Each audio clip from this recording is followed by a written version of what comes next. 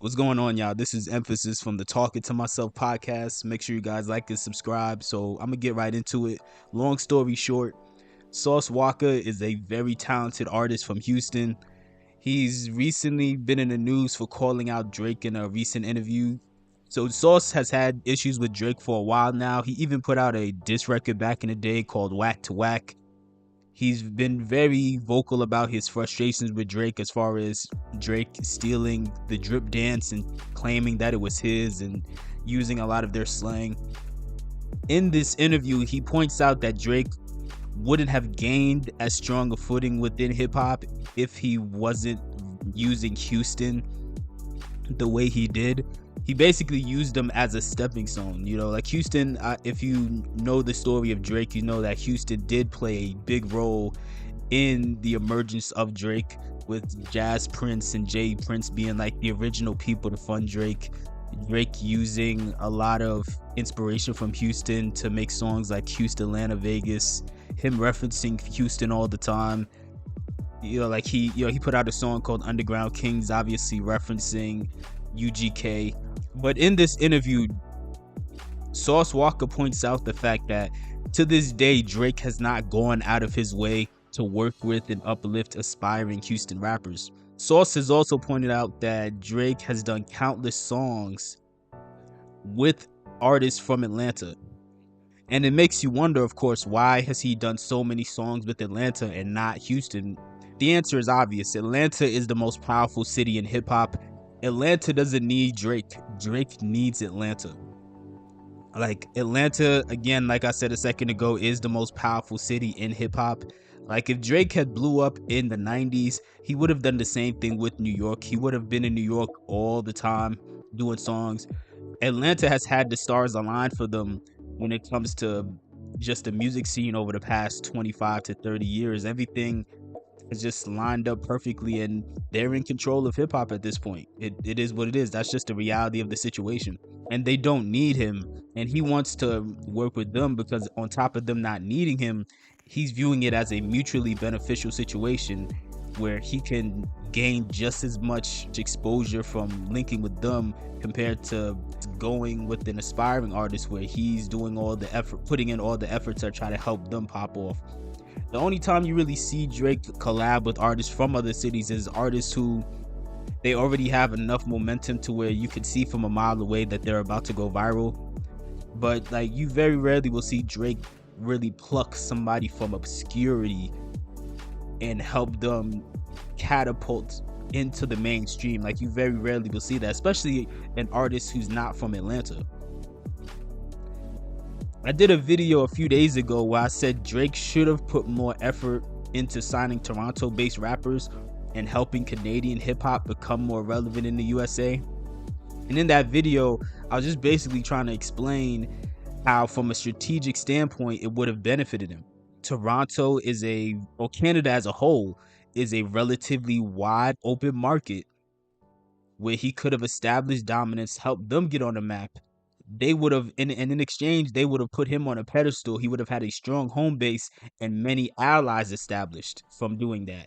And I think the same thing applies to Houston. Like, Drake always calls Houston his second home, but he should have done the same exact thing, because similarly to Canada, Houston hip hop, even though there's people that have blown up over the years from Houston, in general, Houston hip hop is kind of in a weird space where it's a relatively wide open market. And when I say wide open market, I'm not saying artists can't blow up from these places. When I say wide open market, what I mean is it's a market where it's not common for artists to blow up left and right. Atlanta, the reason I say Atlanta doesn't need Drake and Drake needs Atlanta is because look at the way Atlanta blows up artists on a yearly basis. Every time you turn around, there's like 30 artists blowing up from Atlanta in like a 6-month window every single year. A city like that doesn't need Drake or anybody. They already have the secret formula. They have something working already. If you're from Atlanta, that is going to give you a high chance of making it work, of getting somewhere. Whereas on the flip side, if you take a random city like Las Vegas or Denver or Indianapolis, Indiana, or Tacoma, Washington, whatever. If you just take there's many other cities across the country where it's like they have people rapping there, but these cities are not hubs where people can just go to and pop off almost instantly within like a 3-month window. That's not the case. So like I said, to me, these other cities that aren't nearly as powerful as Atlanta, from my perspective, I would call them wide open markets. And I think, like I said a second ago, it would have allowed for him to dominate in those markets. And when I say dominate, I don't mean just be popular. I mean be in a position where you're actually helping uplift a bunch of people from that same place that you're stealing from.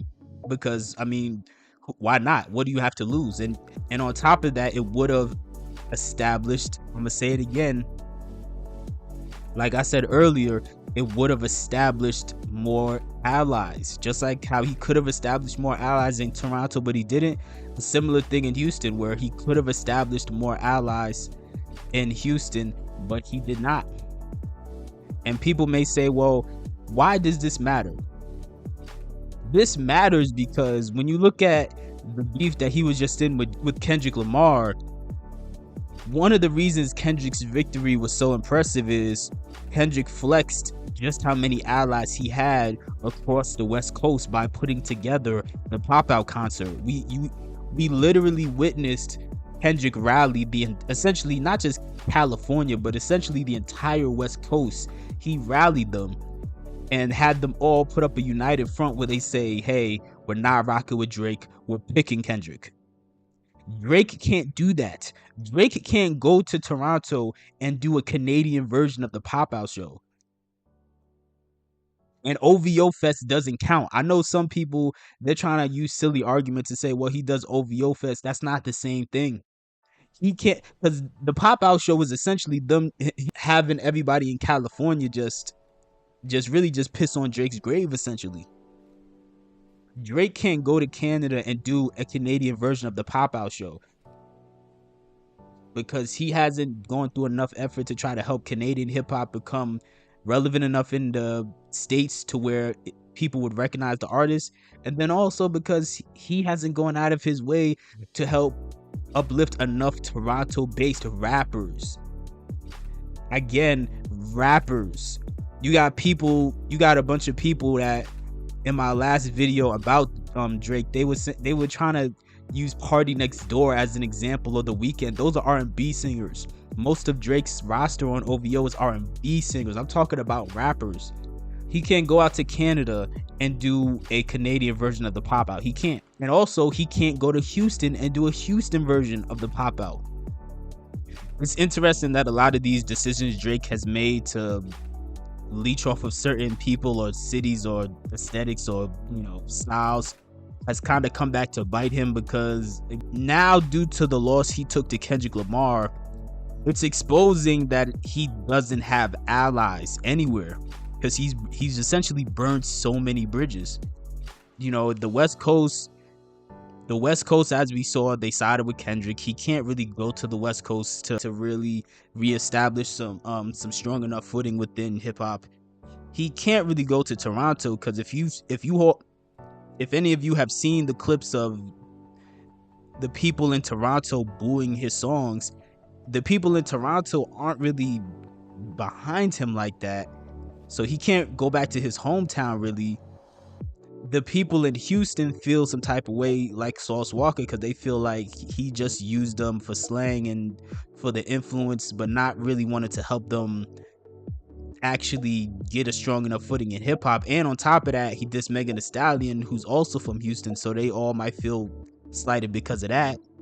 And then on top of that, Atlanta is mostly siding with Metro and Future. So outside of 21 and Yachty, Drake really has no real allies at this point. Like, when you look around, like, I don't really see any allies. And then it just further proves Kendrick's point that, hey, when all else fails, he's still trying to like crawl his way back to Atlanta, when in reality Toronto and Houston should have been his two home bases. And this was a very avoidable situation for Drake. All Drake had to do was just work with a few aspiring artists from Houston, help them get some footing, a strong enough footing within the music industry, and people wouldn't be looking at him the way they look at him. But now they're looking at him as a culture vulture and a colonizer. Some people may say, well, Drake doesn't really owe these people anything. Yeah, technically he doesn't. But when you constantly use these locations as inspirations and you're referencing these places, and on top of that you're stealing their slang and their dances and calling it yours, and the only people you're willing to collab with are, people like Bun B and Travis Scott, who already were at a high enough position to where they didn't need you, it's gonna make people look at you like a vulture. But let me know what your thoughts are in the comment section below. Does Sauce have a point, or do you feel like Drake doesn't owe Houston anything? All my life I dream of space in a place where I feel safe. So I'm on the paper chase, yeah, I'm on the paper chase, yeah. Yeah, I'm on the paper chase. We stress over all the trivial things, it's a mess, but we concealing the rings of the eyelids, cause for material things we're blind. And when the diamonds go bling, they're dancing whenever we sing but can't see. The pain that stings is skin deep and it pins me. The sanity's bring to the fans me think, oh, Pete, the dark poems I cover in pink. I don't know, but my rose will be canon on ink. I speak for those whose voiceables shrink. I sit back while society sinks. Cold war rap like I'm wearing a mink. I glide on beats like a skate rink. The games are go, my bars are chain link. Not even blockchain could contain me. All my life I dream of space in a place where I feel safe. So I'm on the paper chase, yeah, I'm on the paper chase. Yeah, yeah, I'm on the paper chase. All my life I dream of space in a place where I feel safe. So I'm on the paper chase. Yeah, I'm on the paper chase. Yeah, yeah, I'm on the paper chase.